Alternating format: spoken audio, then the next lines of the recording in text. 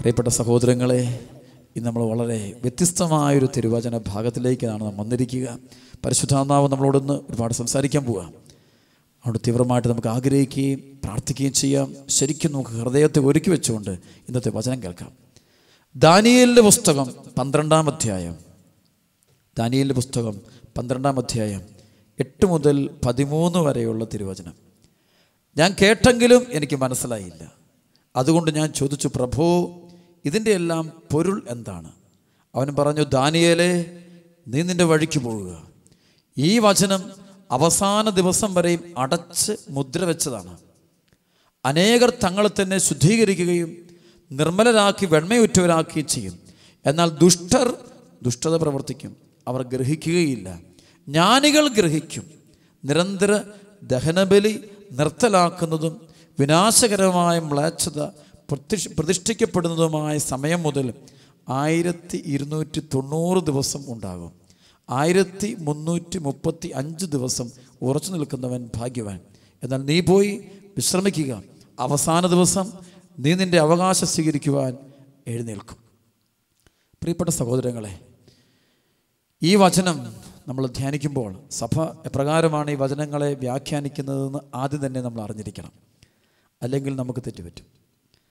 തിരുസഭ ദാനിയേലിൻ്റെ പുസ്തകത്തെ കാണുന്നത് അപ്പോക്കാലിപ്റ്റിക് എന്ന് വെച്ച് കഴിഞ്ഞാൽ വെളിപാട് സാഹിത്യ രൂപത്തിലുള്ള ഒരു വചനഭാഗമായിട്ടാണ് കാണുക. ആ നാളുകളിൽ യഹൂദജനം അനുഭവിച്ചിരുന്ന ഒരുപാട് പീഡകൾ, മറ്റ് ആളുകളിൽ നിന്ന്, മറ്റ് ഭരണകർത്താക്കളിൽ നിന്ന്, ദേശത്തുള്ള പല ആളുകളിൽ നിന്നുണ്ടായിട്ടുള്ള പല പീഡനങ്ങൾ, ക്രൂരമായ മതമർദ്ദനത്തിൻ്റെ നാളുകളിൽ ദാനിയേൽ പ്രവാചകൻ ദൈവജനത്തെ ശക്തിപ്പെടുത്തുന്നതിന് വേണ്ടി വെളിപാടിൻ്റെ സാഹിത്യ രൂപത്തിൽ, വെളിപാട് രീതിയിൽ അദ്ദേഹം കാര്യങ്ങൾ അവതരിപ്പിച്ചു എന്നാണ് ദൈവശാസ്ത്രന്മാർ പറയുന്നത്. അതേസമയം തന്നെ ആത്മീയ ഗുരുക്കന്മാർ പറയുന്നത് ഈ ഇസ്രായേൽ ജനം, ദൈവജനം ഒരുപാട് പീഡനങ്ങൾ അനുഭവിച്ചിരുന്ന സമയത്ത് ദൈവമായ കർത്താവ് പലതരത്തിലുള്ള വെളിപാടുകൾ, ദർശനങ്ങൾ പ്രവാചകനായ ദാനിയേലിന് കൊടുക്കുന്നു. ആ ദാനിയേൽ ആ കാര്യങ്ങൾ അതേപടി തന്നെ ഇസ്രായേൽ ജനത്തെ അറിയിച്ച് ഒരു ശക്തിപ്പെടുത്തുന്നത് കാണാൻ പറ്റും. അതുകൊണ്ട് ചില വചനങ്ങളൊക്കെ വളരെ പവർഫുള്ളായ വചനം, ഒരുപാട് വചനങ്ങൾ രക്ഷകനായ ഈശോമിശിഹായെക്കുറിച്ച്, ഈശോയുടെ വരവിനെക്കുറിച്ച്, അതുപോലെ യുഗാന്ത്യത്തെക്കുറിച്ച്, ഈശോയുടെ രണ്ടാമത്തെ വരവിനെക്കുറിച്ചൊക്കെ പലതരത്തിലുള്ള രഹസ്യവചനങ്ങൾ, ഈ വചനങ്ങളൊക്കെ എഴുതപ്പെട്ടിരിക്കുന്നത് നമുക്ക് കാണുവാനായിട്ട് സാധിക്കാൻ പറ്റും. ഇപ്പം നമുക്ക് കേട്ട വചനം ശരിക്കും പറഞ്ഞാൽ യുഗാന്ത്യത്തെക്കുറിച്ചുള്ള ഒരു വചനം, ഒരു വെളിപാട് ദാനിയേലിന് കിട്ടുന്നതായിട്ട് ദാനിയേൽ അത് ഇസ്രായേൽ ജനത്തെ അറിയിക്കുകയാണ്, ദൈവജനത്തെ അറിയിക്കുകയാണ്. ശരിക്കും അതിൻ്റെ അപ്പോൾ അത് കൊടുക്കുമ്പോൾ 2-3 അർത്ഥങ്ങളുണ്ട്. ഒന്ന്, അപ്പോൾ തന്നെ മുന്നിൽ കാണുന്ന ഇസ്രായേൽ ജനത്തെ, അല്ലെങ്കിൽ വേദന അനുഭവിക്കുന്ന, ക്രൂരമായ മതമർദ്ദനം അനുഭവിക്കുന്ന ഇസ്രായേൽ ജനത്തിന് ശക്തി പകരാൻ വേണ്ടി കൊടുക്കുന്ന ഒരു വചനമാണത്. അതേസമയം തന്നെ ഭാവിയിലുള്ള ദൈവജനത്തിന്, എന്ന് വെച്ചാൽ നമ്മളെപ്പോൾ ദൈവജനം പലതരത്തിലുള്ള പീഡനങ്ങളുടെ, പ്രശ്നങ്ങളുടെ നടുവിലൂടെ പോകുമ്പോൾ എപ്രകാരം വേണം നമ്മൾ ആ സമയത്ത് പിടിച്ചു നിൽക്കേണ്ടത് എന്നതും കൂടെ ഇതിനകത്ത് ഉൾക്കൊള്ളുന്ന ഒരു സത്യമാണ്. അതാണ് തിരുവചനത്തിൻ്റെ വ്യാഖ്യാനങ്ങളെ കുറിച്ച് പഠിക്കുമ്പോൾ അത് ആ സാഹചര്യം തന്നെ, വചനം എഴുതപ്പെടുന്ന കാലഘട്ടത്തിന് തന്നെ സംസാരിക്കുന്നു. പക്ഷേ ആ വചനം തന്നെ പിന്നീട് ഭാവിയിൽ അനേകം ദൈവജനത്തിന് അനുഗ്രഹമാകാൻ പോകുന്ന, രക്ഷാകരമാകാൻ പോകുന്ന വചനമാണിത്. ഓരോ ക്രൈസ്തവനും അവൻ്റെ ജീവിതം മുന്നോട്ട് പോകുമ്പോൾ, പ്രതികൂല സാഹചര്യങ്ങളോട് മുന്നോട്ട് പോകുമ്പോൾ, പീഡനങ്ങളോട് മുന്നോട്ട് പോകുമ്പോൾ എങ്ങനെയാണ് അവൻ പിടിച്ചു നിൽക്കേണ്ടത് എന്ന് പരിശുദ്ധാത്മാവ് തിരുവചനത്തിൽ എഴുതി വച്ചിരിക്കുകയാണ്, ദാനിയേലിലൂടെ വെളിപ്പെടുത്തിയിരിക്കുകയാണ്.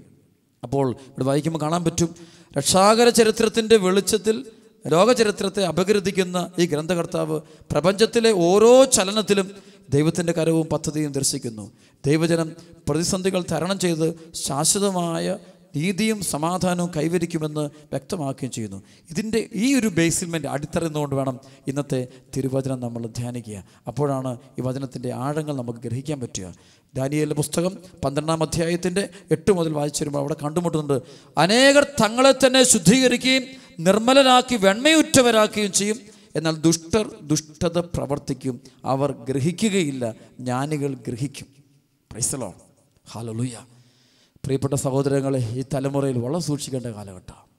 കാരണം ദൈവജനം പലതരത്തിലുള്ള വ്യാഖ്യാനങ്ങൾ നൽകുന്നത് കാണാൻ പറ്റും. പല കാര്യങ്ങളെക്കുറിച്ച് സഹനങ്ങൾ വരുമ്പോൾ ക്രിസ്തുവിനെ തള്ളിപ്പറയുന്ന ഒത്തിരിയേറെ മക്കളുണ്ട്. സാഹചര്യങ്ങളോട് പൊരുത്തപ്പെട്ടു പോകുന്ന മക്കൾ.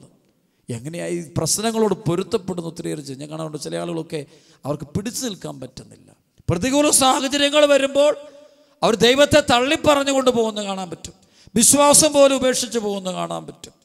പാപത്തിൻ്റെ പ്രലോഭനങ്ങൾ ഉണ്ടാകുമ്പോൾ ക്രിസ്തുവിനെ, സുവിശേഷത്തെ, തിരുസഭയെ പോലും, വചനത്തെ പോലും തിരസ്കരിച്ചുകൊണ്ട് അവർ ഒരു സിറ്റുവേഷണലിസം, സാഹചര്യങ്ങൾക്കനുസരിച്ചുണ്ടാകുന്ന ഒരു പ്രബോധനം അവർ രൂപപ്പെടുത്തിയെടുക്കുന്നത് കാണാൻ പറ്റും.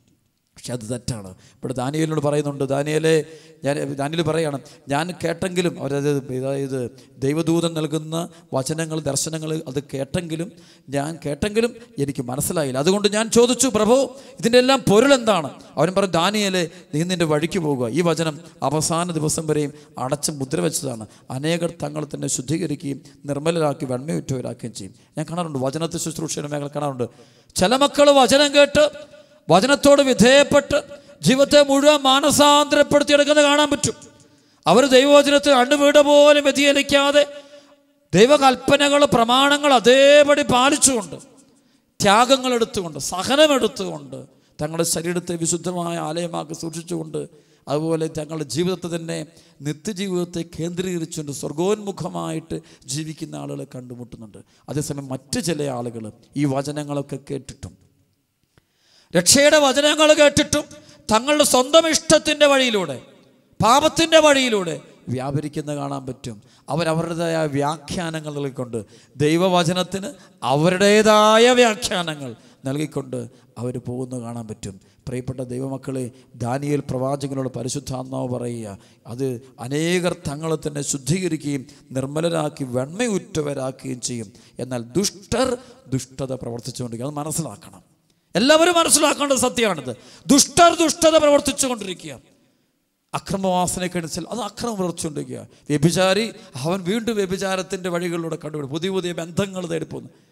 പണത്തിന് വേണ്ടി പോകുന്ന ആളുകൾ, കൊളോസസ് 3:5 പറയുന്ന പോലെ, വിഗ്രഹാരാധന തന്നെയായ ദ്രവ്യാസക്തി, ഉള്ളിൽ പണത്തെ വിഗ്രഹമാക്കി വെച്ച് ചില ജീവിതങ്ങൾ അവർ ആ വഴി തന്നെ പോകുന്നത് കാണാൻ പറ്റും. നമ്മുടെ കൂട്ടത്തിൽപ്പെട്ടവർ പോലും അത്തരം വഴികളിലൂടെ നിരന്തരം പോകുന്നത് നമ്മൾ നമ്മുടെ കണ്ണുകൊണ്ട് കാണേണ്ടി വരും. ജെറമ്യ 50:30-31 പറയുന്ന അഹങ്കാരത്തിൻ്റെ സന്തതികൾ, അഹങ്കാരത്തിന് അവർ മറ്റുള്ളവരെ പീഡിപ്പിച്ചുകൊണ്ട്, മറ്റുള്ളവരെ വേദനിപ്പിച്ചുകൊണ്ട് തകർത്ത് കൊടുത്തിട്ട് പോകുന്നത് കാണാൻ പറ്റും. പക്ഷേ ഈ സമയത്ത് ദാനിയേൽ പറയുക, ദൈവമക്കൾ ചെയ്യേണ്ടത് അതിനോട് അനുകൂലിക്കുകയല്ല ചെയ്യേണ്ടത്.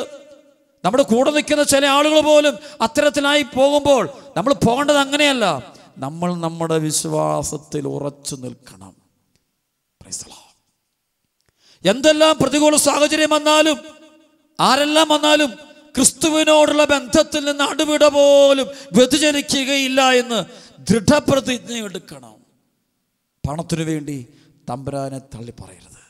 30 വെള്ളി നാണയത്തിന് കർത്താവിനെ ഒറ്റുകൊടുത്ത യൂദാസിനെ പോലെ വെള്ളി നാണയങ്ങൾ കാണുമ്പോൾ, പണം കാണുമ്പോൾ, ജോലി കാണുമ്പോൾ, സൗന്ദര്യം കാണുമ്പോൾ, നേട്ടങ്ങൾ കാണുമ്പോൾ ആ നിമിഷം കർത്താവിനെ തള്ളിപ്പറയുന്ന, ഉപേക്ഷിച്ച് കളയുന്ന യൂദാസിനെ പോലെ നമ്മളിൽ ആരും തന്നെ ഉണ്ടായിരിക്കരുത്. യൂദാസ് ചെയ്തതാ, തമ്പുരാനെ അങ്ങ് തള്ളിപ്പറഞ്ഞു, ഉപേക്ഷിച്ചു, അങ്ങ് വിട്ട് കളഞ്ഞു. അവൻ യൂദാസ് 30 വെള്ളിതാണ്. അതിൻ്റെ മുമ്പിൽ അവൻ മറ്റൊന്നിനും വില കൊടുക്കുന്നില്ല. ക്രിസ്തുവിന് വില കൊടുക്കുന്നില്ല. ക്രിസ്തുവിനേക്കാളും വില അവൻ കൊടുക്കുന്നത് 30 വെള്ളി നാണയത്തിനാണെന്ന് തിരുവചനം നമ്മെ പഠിപ്പിച്ചെന്ന് നമുക്ക് വ്യക്തമായിട്ട് അറിയാം. വീണ്ടും കാണാൻ പറ്റും, യോഹന്നാന്റെ സുവിശേഷം 12-ാം അധ്യായത്തിൻ്റെ 1 മുതൽ 8 വരെയുള്ള വചനം വായിക്കുമ്പോൾ നമ്മളോട് കണ്ടുമുട്ടുന്നുണ്ട്. യൂദാസ് പറയുന്നൊരു വാക്കുണ്ട്, എന്തുകൊണ്ട് ഈ തൈലം 300 ദനാറയ്ക്ക് വിറ്റ് ദരിദ്രർക്ക് കൊടുത്തില്ല? അവനിത് പറഞ്ഞത് അവന് ദരിദ്രരോട് പരിഗണന ഉണ്ടായിരുന്നു കൊണ്ടല്ല, പ്രത്യുത അവനൊരു കള്ളനായിരുന്നു കൊണ്ടും പണസഞ്ചി അവൻ്റെ കയ്യിലായിരുന്നു അതിൽ വീഴുന്നതിൽ നിന്ന് അവൻ എടുത്തിരുന്നത് കൊണ്ടുമാണ്. പ്രിയപ്പെട്ട സഹോദരങ്ങളെ, ചില ആളുകൾ ചിലപ്പോൾ പാവങ്ങളോട് പോലും അമിത താല്പര്യം കാണിക്കും. ചിലപ്പോഴൊക്കെ പാവങ്ങളോട് താല്പര്യമുണ്ട്, തീർച്ചയായിട്ടും ശരിക്കും കൊടുക്കില്ല, ശരിക്കുള്ള സമർപ്പണം നടത്തില്ല. ലക്ഷ്യം ക്രിസ്തുവിനേക്കാൾ പണത്തിന് വില കൊടുക്കുകയാണ്. പണത്തിന്. അപ്പോൾ ഈ കാലഘട്ടത്തിൽ കാണാൻ പറ്റും, ഈ 2 തരം ആളുകളെ വ്യക്തതയോടെ കാണാൻ പറ്റും. നെല്ലും പതിരും തമ്മിൽ ഇപ്പോൾ നന്നായിട്ട് വേർതിരിഞ്ഞുകൊണ്ടിരിക്കുന്ന സമയമാണിത്. നെല്ലും പതിരും തമ്മിൽ വേർതിരിയുന്നത് കാണാൻ പറ്റും. നമ്മുടെ കുടുംബങ്ങളിൽ തന്നെ വേർതിരിഞ്ഞ് കാണാൻ പറ്റും. ചിലപ്പോൾ അപ്പൻ നല്ല വിശുദ്ധനായിട്ട് ജീവിക്കുന്നു, പക്ഷേ മക്കള് ജീവിത പങ്കാളിയെല്ലാം പണത്തിന്, സുഖത്തിന് പ്രാധാന്യം കൊടുത്തുകൊണ്ട് ജീവിക്കുന്നു. നെല്ലും പതിരും അവിടെ തിരിഞ്ഞിട്ടുണ്ട്. ചിലപ്പോൾ അമ്മ പുണ്യവതിയായിട്ട് ജീവിക്കുന്നു, സഹിച്ച് ജീവിക്കുന്നു, വീട്ടിലെ മുഴുവൻ ഭാരങ്ങളും വഹിക്കുന്നു, മാനസിക പീഡനം അനുഭവിക്കുന്നു, അണുവിട പോലും ദൈവത്തിൽ നിന്ന് അകലാതെ നിൽക്കുന്നു. അപ്പനും മക്കളും ആണ്ടേ വേറെ തരത്തിച്ച് നെല്ലും പതിരും അവിടെയും തിരിഞ്ഞിരിക്കുന്നത് കാണാൻ പറ്റും. സഹോദരങ്ങളുടെ പോലും കാണാൻ പറ്റും. ഒരു സഹോദരൻ അല്ലെ ഒരു സഹോദരി നേരായ വഴിയിലൂടെ കൃപയുടെ വചനത്തിൻ്റെ പരിശുദ്ധാത്മാവിലൂടെ പോകുമ്പോൾ അത് വേറൊരുവൻ വഴിവിട്ടു പോകുന്നത് കാണാൻ പറ്റും. ഒരേ കുടുംബത്തിൽ തന്നെ രണ്ട് തരം ആളുകൾ. ഒരാൾ മദ്യപാനവും ഇല്ല, വളരെ വിശുദ്ധമായ ജീവിതം, അനുസരണമുള്ള ജീവിതം, വിശുദ്ധിയുടെ വഴിയെ പോകുമ്പോൾ അതേ മറ്റൊരുത്തൻ മദ്യപാനവും പുകവലിയും മയക്കുമരുന്നും തൻ്റെ ഇഷ്ടം, സ്വന്തം ഇഷ്ടം, പാപത്തിൻ്റെ ഇഷ്ടം, പാപസുഖങ്ങളുടെ വഴിയിലൂടെ പോകുന്നവൻ ഇതേ നെല്ലും പതിരും വേർതിരിഞ്ഞുകൊണ്ടിരിക്കുന്ന കാലഘട്ടം. എല്ലാ മേഖലയും അതെ. ഓരോ മേഖലയും പരിശോധിച്ചു, അവിടെയെല്ലാം നെല്ലും പതിരും വേർതിരിയുക. നെല്ല് മാറിക്കിടക്കുന്നു, പതിര് മാറുന്നു. അത് അവസാനം വരാൻ പോവുകയാണ്. കത്തിച്ചാമ്പലാകാൻ പോകുന്നത് ഈ പതിര് മുഴുവനും കത്തിച്ച് കളയാൻ പോവുകയാണ്, കത്തിച്ച് ചെയ്യാൻ പോവുക. അതാണ് ദുഷ്ടൻ്റെ പ്രതിഫലം അനുഭവിക്കാൻ പോവുകയാ. പാപത്തിൻ്റെ വേദന മരണമാണെന്ന് തിരുവചനം വ്യക്തതയോടെ എഴുതി വെച്ചിരിക്കുക. തിരുവചനം വളരെ വ്യക്തതയോടെയാ. നീ അത് വിശ്വസിക്കേണ്ട.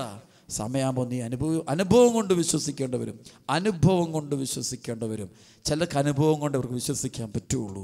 അവരുടെ അവസ്ഥ അതാണ്. അപ്പോൾ അനുഭവം കൊണ്ടാണ് അവരെ തിരിച്ചറിയാൻ പോകുന്നത്. സത്യമാണിത്. പാപത്തിൻ്റെ വേദന മരണമാണെന്ന് അനുഭവം കൊണ്ട് പഠിക്കുക. അവിടെ പ്രിയപ്പെട്ട സഹോദരങ്ങളെ, ഈ വചനങ്ങളുടെയൊക്കെ അർത്ഥം ഇതാണ്. ജീവിതത്തെ പൂർണ്ണമായിട്ട് നവീകരിച്ച് ശുദ്ധീകരിച്ച് ദൈവസന്നിധിയിൽ കാഴ്ചവെക്കുന്ന ജീവിതങ്ങളായിട്ട് നമ്മൾ മാറണം. അതായിരിക്കണം നമ്മുടെ ഇന്നത്തെ തീരുമാനം. ദൈവത്തെ അറിയാത്ത മക്കൾ പാപകരമായ തീരുമാനമെടുക്കുന്നു. ദൈവത്തെ അംഗീകരിക്കാത്ത മക്കൾ തങ്ങളുടെ സ്വന്തം ഇഷ്ടപ്രകാരം ജീവിക്കുന്നു. ഈ കാലഘട്ടത്തെ മനുഷ്യൻ്റെ ശാസ്ത്രമേതാ അവനവനിസം എന്ന് പറയും. തന്നിഷ്ടം, എൻ്റെ ബുദ്ധി, എൻ്റെ ചിന്ത, എൻ്റെ ബോധം, എൻ്റെ സുഖം, എൻ്റെ സുഖത്തിനാണ് ഒന്നാം സ്ഥാനം. അതിനേക്കാളും വലുതൊന്നുമില്ല. മറ്റാരുടെ സുഖം മറ്റാരല്ല. മറ്റാർക്ക് എന്ത് സംഭവിച്ചാലും കുഴപ്പമില്ല. എനിക്ക് എൻ്റെ സുഖം. ഞാൻ ചെറുതാകാൻ മാറാൻ തയ്യാറല്ല. മറ്റുള്ളവരെ മാറ്റാൻ തയ്യാറാകുന്നു, സ്വയം മാറാൻ തയ്യാറല്ല. അതുകൊണ്ട് പ്രിയപ്പെട്ട സഹോദരങ്ങളെ, നമ്മുടെ ജീവിതത്തിലുണ്ടാകേണ്ടത് വലിയൊരു മാനസാന്തരമാണ്. ഈ വചനം നമുക്ക് നൽകുന്നത് വലിയൊരു മാനസാന്തരം. അത് വീണ്ടും പറയാം, നിരന്തര ദഹനബലി നിർത്തലാക്കുന്നതും വിനാശകരമായ മ്ലേച്ഛത പ്രതിഷ്ഠിക്കപ്പെടുന്നതുമായ സമയം മുതൽ 1290 ദിവസമുണ്ടാകും. 1335 ദിവസം ഉറച്ചു നിൽക്കുന്നവൻ ഭാഗ്യവാൻ. എന്നാൽ നീ പോയി വിശ്രമിക്കുക, അവസാന ദിവസം നീ നിൻ്റെ അവകാശം സ്വീകരിക്കാൻ എഴുന്നേൽക്കും. ശരിക്കും എന്താണ് ഇതിൻ്റെ അർത്ഥം? എന്താ ഇതിൻ്റെ അർത്ഥം? ഒരു ഡേറ്റ് ഇങ്ങനെ അതിനെക്കുറിച്ച് ഒരു വെളിപാടിൻ്റെ പഠനമാണ്, വെളിപാടുകളുടെ പഠനം. പക്ഷെ ശരിക്കും അതിൻ്റെ ആന്തരിക അർത്ഥങ്ങളിലേക്ക് പോകുമ്പോൾ ദൈവശാസ്ത്രന്മാർ പറയുന്നതാണ്, പാപ അവസ്ഥ മ്ലേച്ഛതയിൽ, ജഡപാപങ്ങളിൽ, അല്ലെങ്കിൽ അഹങ്കാരത്തിൽ അല്ലെങ്കിൽ പോകുന്ന മനുഷ്യർ തകർന്നു പോകും. ഇത് ദഹനബലി നിർത്തൽ, അത് പരിശുദ്ധ കുർബാനയിലൊക്കെ പോകാത്ത നിർത്തലാക്കുന്ന കുടുംബങ്ങൾ, മ്ലേച്ഛത, അതാണ് ബലിപീഠ കേന്ദ്രീകൃതമായ ജീവിതം നിർത്തലാക്കിയിട്ട് മ്ലേച്ഛതയ്ക്ക്, പണത്തിന്, സുഖത്തിന്, മദ്യത്തിന് പ്രാധാന്യം കൊടുക്കുന്ന മക്കളോർത്തോ ഇത്ര കാലം, ഇത്ര സമയം കഴിയുമ്പോൾ ആ കുടുംബം തകർന്നു പോകുന്നു, ആ വ്യക്തി നശിച്ചു പോകുന്നു. ശരിക്കും അതാണ് എൻ്റെ അർത്ഥം, ആത്മീയാർത്ഥം. നിരന്തര ദഹനബലി നിർത്തലാക്കുന്നതും വിനാശകരമായ മ്ലേച്ഛത പ്രതിഷ്ഠിക്കപ്പെടുന്നതുമായ സമയം. അതാണ് വിനാശകരമായ മ്ലേച്ഛത.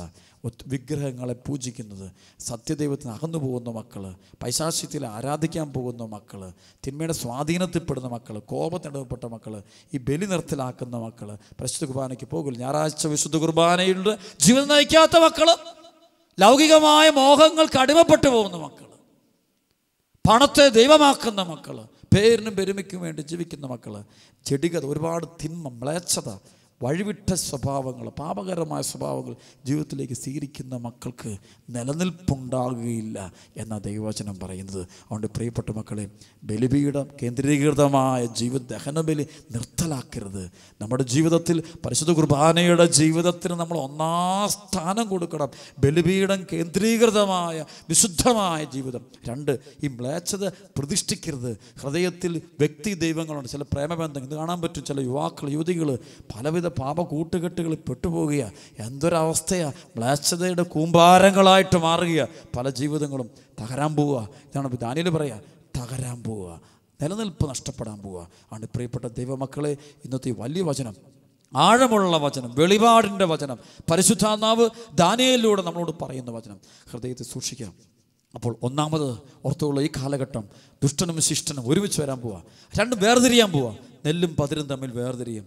വിശുദ്ധീകരിച്ച് തങ്ങളെ തന്നെ കർത്താവിന് കാഴ്ചവെക്കുന്ന ഒരു മറ്റു ആളുകൾ അതേസമയം ഇതെല്ലാം കേട്ടിട്ടും സ്വന്തം ഇഷ്ടപ്രകാരം പണം, പേര്, പെരുമ, സെക്സ്, മദ്യം, അഹങ്കാരം, അഹന്ത, ഇതിനു വേണ്ടി മാത്രം ജീവിക്കുന്ന വേറൊരു കൂട്ടായ്മ. 2 തരം സംഭവങ്ങൾ നമ്മുടെ സമൂഹങ്ങളിൽ ഇപ്പോൾ പ്രത്യക്ഷപ്പെട്ടുകൊണ്ടിരിക്കുക. ഇത് തിരിച്ചറിയുക. ഈ സമയം നമ്മൾ ചെയ്യേണ്ടത് എത്രയും പെട്ടെന്ന് പരിശുദ്ധാത്മാവിൽ നിറഞ്ഞ് വലിയ മാനസാന്തരങ്ങൾ നടത്തി കർത്താവിന് നമ്മെ തന്നെ പ്രതിഷ്ഠിക്കാൻ തയ്യാറാകുക. രണ്ടാമത് വളരെ പ്രധാനപ്പെട്ടതാണ് ദഹനബലി നിർത്തലാക്കുന്നതും. രണ്ടാമത് മ്ലേച്ഛത പ്രതിഷ്ഠിക്കപ്പെടുന്ന സമയം മുതൽ ഇത്ര നാളത്തേക്കുണ്ട് എന്ന് പറയുമ്പോൾ അർത്ഥം ഇതാണ്: വിശുദ്ധ കുർബാന നിർത്തുക എന്ന് വെച്ചാൽ കുർബാനയുടെ ജീവിതം നിർത്തുക. ചില ക്രൈസ്തവർ അവിശ്വാസം, തെറ്റായ ബോധ്യങ്ങൾ, അല്ലെങ്കിൽ പേര്, പെരും, ഇതിനു വേണ്ടി പോകുമ്പോൾ എല്ലാം മറന്ന്, ബലിപീഠം മറന്ന്, കർത്താവിനെ മറന്ന്, സഭയെ മറന്ന് ഓടുന്ന മക്കൾ ഓർത്തുകൊള്ളുക. തകരാൻ പോവുക. മ്ലേച്ഛത പ്രതിഷ്ഠിക്കുന്ന മക്കൾ, അവിഹിത ബന്ധങ്ങൾ, പാപകരമായ കൂട്ടുകെട്ടുകൾ നടത്തുന്ന മക്കൾ, ദൈവപ്രമാണങ്ങൾ ലംഘിച്ച് ജീവിക്കുന്ന മക്കൾ ഓർത്തുകൊള്ളുക. അവരുടെ നിലനിൽപ്പ് അപകടത്തിലാകാൻ പോവുക. എത്ര കഴിവുള്ളവനായാലും, എത്ര പേരുകേട്ട കുടുംബമായാലും ശരി, എത്ര വലിയ ആളായാലും ശരി, അവൻ്റെ നിലനിൽപ്പിനെ, അവളുടെ നിലനിൽപ്പിനെ ഇത് ബാധിക്കാൻ പോവുക. അതുകൊണ്ട് ഇന്ന് നമുക്ക് ഈ വചനത്തിലൂടെ ആഴമുള്ളൊരു മാനസാന്തരം, ശരിയായ മാനസാന്തരം പ്രാപിച്ചുകൊണ്ട് കർത്താവിന് നമ്മെ തന്നെ കാഴ്ചവെക്കാം. അങ്ങനെ നമുക്ക് സഹനത്തിൻ്റെ, പീഡനത്തിൻ്റെ, വേദനയുടെ നാളുകളിൽ, ദുരിതങ്ങളുടെ നാളുകളിൽ ഈശോയെ തള്ളിപ്പറഞ്ഞേക്കരുത്. ഒരുപാട് പേര് ഉപേക്ഷിക്കും, ഒരുപാട് പേര് തള്ളിപ്പറയും, ഒരുപാട് തങ്ങളുടെ പ്രവൃത്തി കൊണ്ട്, വാക്കുകൊണ്ടൊന്നും പറയണമെന്നില്ല. എല്ലായിടത്തും ഹല്ലേലൂയ, യേശു എന്നും യേശു സ്തോത്രമൊക്കെ ഒത്തിരി പറയും. പക്ഷേ അതൊന്നും കാര്യമൊന്നുമില്ല. ജീവിതം കൊണ്ട് ഹല്ലേലൂയ പറയട്ടെ. ജീവിതം കൊണ്ട് യേശുവേ നന്ദി എന്ന് പറയട്ടെ. യേശുവേ സ്തുതി. ജീവിതം കൊണ്ട് സഹനത്തിൻ്റെ വഴിയിലൂടെ പോകുമ്പോൾ, ത്യാഗമേറ്റെടുക്കുമ്പോൾ, വേദനകളെ കെട്ടിപ്പിടിക്കുമ്പോൾ, സഹനങ്ങൾ സ്വീകരിക്കുമ്പോൾ, സുവിശേഷത്തിന് സാക്ഷ്യം വഹിക്കുമ്പോൾ, കർത്താവിൻ്റെ കുരിശിൻ്റെ പാതയിലൂടെ സന്തോഷത്തോടെ, ധൈര്യത്തോടെ നീങ്ങുമ്പോൾ നീ പേടിക്കണ്ട, നീ സുരക്ഷിതനായിരിക്കും. ദൈവം നിന്നെ ധാരാളമായിട്ട് അനുഗ്രഹിക്കട്ടെ. ഈ ആരാധന സമയത്ത് നമുക്ക് ശക്തമായിട്ട് പ്രാർത്ഥിക്കാം. വലിയൊരു അത്ഭുതം ഇന്നത്തെ ആരാധന സമയത്ത് നമ്മുടെ ഓരോരുത്തരുടെയും ഭവനങ്ങളിൽ സംഭവിക്കാൻ വേണ്ടി നമുക്ക് തീക്ഷ്ണമായിട്ട് പ്രാർത്ഥിക്കാം.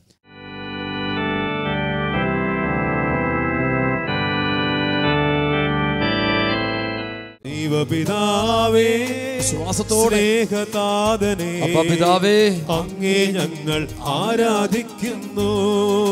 പരിശുദ്ധാത്മാവേ, ജീവാത്മീയേ, ത്രിയേക ദൈവമേ, ഞങ്ങൾ ആരാധിക്കുന്നു. വിശ്വാസത്തോടെ ആരാധിക്കുന്നു. ഹല്ലേലൂയ, എല്ലാം സമർപ്പിക്കുന്നു. ഹല്ലേലൂയ, നമ്മുടെ ജീവിതങ്ങളെ കാഴ്ചവെക്കുന്നു. ഹല്ലേലൂയ, വലിയ പ്രത്യാശയോടെ ഞങ്ങൾ പ്രാർത്ഥിക്കുന്നു. സർവശക്ത നിത്യപിതാ, കർത്താവായ ഈശോയെ, ഞങ്ങളുടെ കുടുംബങ്ങളെ തകർത്തുകൊണ്ടിരിക്കുന്ന മദ്യപാനത്തിൻ്റെ, പുകവലിയുടെ, മയക്കുമരുന്നിൻ്റെ, വെറുപ്പിൻ്റെ, വിദ്വേഷത്തിൻ്റെ, പകയുടെ ബന്ധനം അഴിക്കണം കർത്താവേ. എല്ലാ വിഗ്രഹങ്ങളും തച്ചുടയ്ക്കണം കർത്താവേ. വ്യഭിചാരം, സ്വയംഭോഗം, സ്വവർഗരതികൾ, പാപകരമായ ജീവിതം, ഇവയെല്ലാം എടുത്ത് കളയണം കർത്താവേ. ഞങ്ങളുടെ ഹൃദയങ്ങൾ എടുത്ത് കളയണം കർത്താവേ. ഞങ്ങളുടെ കുടുംബങ്ങൾ എടുത്ത് കളയണം കർത്താവേ. ഞങ്ങളുടെ കുടുംബത്തിലേക്ക് കർത്താവ് കടന്നു ചെല്ലണമേ. ഈശോയിൽ നിന്ന് ഓരോ മകൻ്റെയും മകളുടെയും, ഈ ശുശ്രൂഷയെ പങ്കെടുത്തുകൊണ്ടിരിക്കുന്ന ഓരോ മകൻ്റെയും മകളുടെ ജീവിതത്തിലേക്ക് ദിവികാരൻ ഈശോയെ അങ്ങ് ഇറങ്ങിച്ചെന്നിട്ട് അങ്ങ് പ്രവർത്തിക്കണം കർത്താവേ. അങ്ങയുടെ വലിയ കരം, അത്ഭുതകരം എല്ലാ മക്കളും കാണുവാൻ ഇടവരുത്തണം കർത്താവേ. ഞങ്ങൾക്കല്ല കർത്താവേ, ഞങ്ങൾക്കല്ല, അങ്ങയുടെ പരിശുദ്ധ നാമത്തിൻ്റെ മഹത്വം ഉണ്ടാകാൻ വേണ്ടി പ്രാർത്ഥിക്കുന്നു കർത്താവേ. ഞങ്ങളുടെ മഹത്വം ഇറങ്ങി വരട്ടെ. അങ്ങയുടെ മഹത്വത്താൽ ഞങ്ങളെ രക്ഷിക്കണം കർത്താവേ. അങ്ങയുടെ കരത്താൽ ഞങ്ങളെ രക്ഷിക്കണം കർത്താവേ. അങ്ങല്ലാതെ മറ്റാരുമില്ല കർത്താവേ. ഞങ്ങളെ സഹായിക്കാൻ മറ്റാരുമില്ലെന്ന് ഏറ്റുപറയാൻ ദൈവമേ.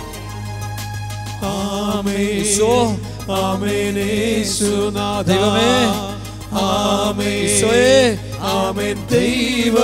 കരുണ കാണിക്കണം. സർവശക്ത നിത്യപിതാ, കർത്താവേ, വചനത്തിന്റെ ശക്തി എല്ലാവരിലേക്ക് ഒഴുകട്ടെ. ജീവനെ മുറുകെ പിടിക്കുന്നു. അങ്ങയുടെ വചനത്തെ ഞങ്ങൾ മുറുകെ പിടിക്കുന്നു. വചനം വിട്ട് ജീവിക്കാൻ അനുവദിക്കരുത്. സർവശക്ത നിത്യപിതാവേ, ജീവിക്കുന്ന ദൈവത്തിന്റെ പുത്രനായ യേശുവിന്റെ നാമത്തിൽ കൽപ്പിക്കുന്നു. ഈ മക്കളുടെ കുടുംബങ്ങളിലുള്ള മാതാപിതാക്കളുടെ മേൽ, സഹോദരങ്ങളുടെ മേല്, ജീവിത പങ്കാളിയുടെ മേല്, മക്കളുടെ മേല് ഉള്ള തിന്മയുടെ ശക്തികളെ യേശുവിന്റെ നാമത്തിൽ ബന്ധിച്ച് ബഹിഷ്കരിക്കുന്നു. എല്ലാ തടസ്സങ്ങളും അഴിയട്ടെ, എല്ലാം കെട്ടൊഴിയട്ടെ. വിശുദ്ധി നിറയട്ടെ, ദൈവത്തിന്റെ വചനം നിറയട്ടെ. പൂർണ്ണ ഹൃദയത്തോടെ പൂർണ്ണാത്മാവോടെ സർവ്വശക്തിയോടെ ഈശോയെ നിന്നെ സ്നേഹിക്കാനുള്ള കൃപ ഞങ്ങൾക്ക് തരണമേ. ഞങ്ങളുടെ കുടുംബങ്ങളെ സാത്താൻ്റെ ഭരണം കർത്താവെ എടുത്തു മാറ്റണമേ. ഞങ്ങളുടെ ഹൃദയങ്ങളെ, ഞങ്ങളുടെ ജീവിതങ്ങളെ കർത്താവെ അങ്ങ് ഭരിക്കണമേ. ഞങ്ങളെ പൂർണ്ണമായിട്ടും അങ്ങേക്ക് കാഴ്ചവെച്ചുകൊണ്ട് ഞങ്ങൾ സ്തുതിക്കുക ദൈവമേ. അങ്ങയുടെ മഹത്വത്തിൻ്റെ കരം പ്രവർത്തിക്കണം കർത്താവെ. അങ്ങ് പ്രവർത്തിക്കണം കർത്താവെ. അങ്ങ് പ്രവർത്തിക്കണം കർത്താവെ. അങ്ങയുടെ കരം പ്രവർത്തിക്കണം കർത്താവെ. ആശീർവദിക്കണം കർത്താവെ. അനുഗ്രഹിക്കണം കർത്താവെ. ഓരോ മകനെ മകളെ ആശീർവദിച്ച് അനുഗ്രഹിക്കണം കർത്താവെ. ആശീർവദിക്കണം കർത്താവെ. അനുഗ്രഹിക്കണം കർത്താവെ. അങ്ങനെ അത്ഭുതകാരം നേട്ടണമേ. അനുഗ്രഹിക്കണം കർത്താവെ. ഈ സമയത്ത് അങ്ങയുടെ മഹത്വം കൊണ്ട് നിറയ്ക്കണമേ. ഹല്ലേലൂയ. ഈശ്വരാധന, ഈശ്വരാധന, ആരാധന ദൈവമേ, ആരാധന, ഈശ്വരാധന,